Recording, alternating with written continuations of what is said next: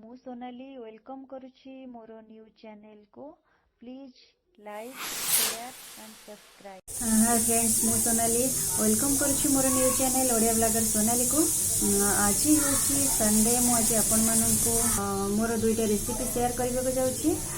गोटे मु आज मेरिकाली माछर करी जोटा कि मु आज मानको देखै पारुनी। मोर टिके आज टाइम हेलानी, सेथि पय मु केवल घंटाटा आज आपण मानको देखी। देखते फ्रेंड्स केमती मु प्रस्तुत करछि घांट और मेरिकाली माछटा मु नेक्स्ट टाइम केबे देखिबा को ट्राई करिवि। घांट करिया पई देखंतु फ्रेंड्स, मैं बुट डाली आलू नहीं। हाँ देखते फ्रेंड्स, प्रेसर रे बुट पकेली आलू भी पकेली सीझा करने से हल्दी हाफ चामच आ लुण हाफ चामच पकेली। एबे मु से 5टा सीटी देवाई छाड़देवी। एबे मु पियाज और टमाटो काटिकी रखी, गोटा मसला भी किसी रखी। एबे कड़ाई रे तेल पकेकी गोटा मसला पकेली।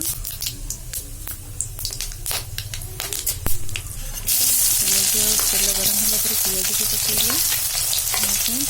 पियाज को हम धीरे धीरे फ्राए करवा। Chilli powder पकेली।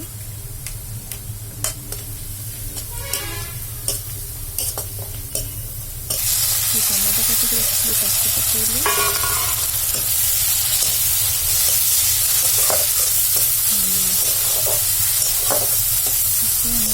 फ्राए करवा।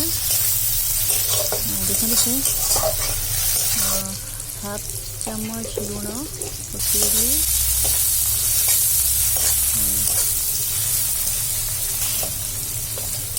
जो अदा रसुण पेस्ट करके मुझे पकेबी। हल्दी पाउडर पकेली।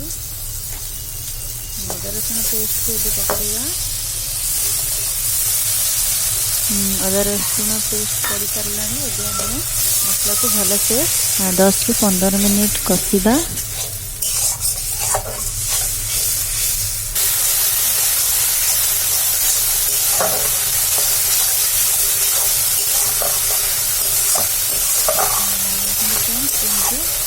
मसला मु केमती कषी गोटे माछ भजा रखी, मुंड भी रखी। ताकू आम मसला पकेबा। हाफ चामच गरम चिकन मसला पकेली।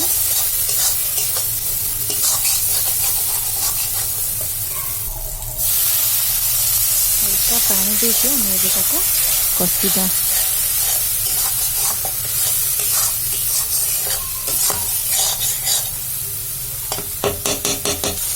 मसला भल से कषि आसानी। ए माछ पकेबा। माछ को मसला सहित भल भाव कषि देबा।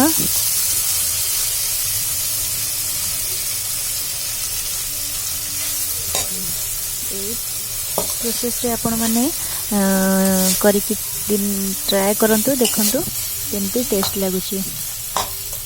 तो मते कमेंट रे जणैबे केमती प्रोसेसटा।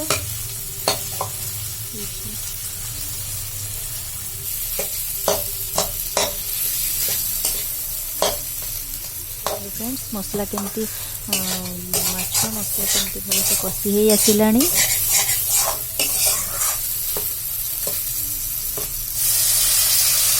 हल्का पानी देके हम एबे कषा।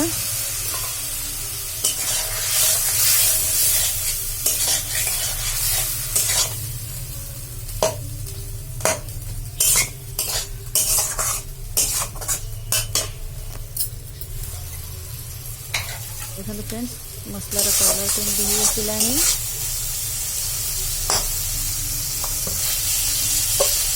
एबे हम जो बुट और आलू को सिझे रखीचे ताकू आम पकेबा।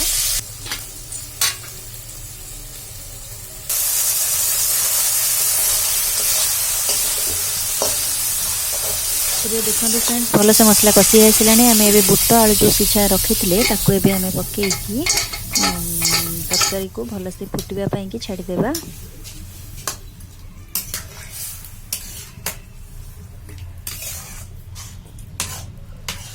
ବୁଟଟା ଭଲ ଭାବେ ମସଲା ସହିତ ମିଶିଯିବ ଆଉ ବୁଟ ଆଉ ଟିକେ ଭଲସେ ଫିଟିଯିବ। ଫିଟିବା ଦ୍ୱାରା କରିଟା ଗ୍ରେଭି ହେବ ଆଉ ଟେଷ୍ଟ ଲାଗିବ। ଦେଖନ୍ତୁ ଫ୍ରେଣ୍ଡସ୍, ଯେଉଁ ମିରିକାଳି ମାଛ କରି କଥା କହୁଥିଲି ସେଇଟା ମୁଁ ଆପଣମାନଙ୍କୁ ସେୟାର କରିପାରିଲିନି। ସେଇଟା ମୁଁ ଆପଣମାନଙ୍କୁ ନେକ୍ସଟ ଟାଇମ୍ କରିଟା କରିକି ଦେଖେଇବି। ଦେଖନ୍ତୁ ଫ୍ରେଣ୍ଡସ୍, ଏବେ ମୋର ଘାଣ୍ଟ ଏବେ ପ୍ରସ୍ତୁତ ହେଇ ଆସିଲାଣି। ଆଉ ମୋର କରିବାର ପ୍ରୋସେସ୍ ଆପଣମାନଙ୍କୁ କେମିତି ଲାଗୁଛି ମୋତେ କମେଣ୍ଟ ଦ୍ୱାରା ଜଣେଇବେ। ମୋ ଚ୍ୟାନେଲକୁ ଲାଇକ୍, ସେୟାର ଆଉ ସବସ୍କ୍ରାଇବ୍ କରିବେ। ଯଦି ମୋ ଭିଡ଼ିଓ ଭଲ ଲାଗୁଛି ତାହେଲେ ମୋତେ କମେଣ୍ଟ ଦ୍ୱାରା ହିଁ ଜଣେଇବେ। Thank you.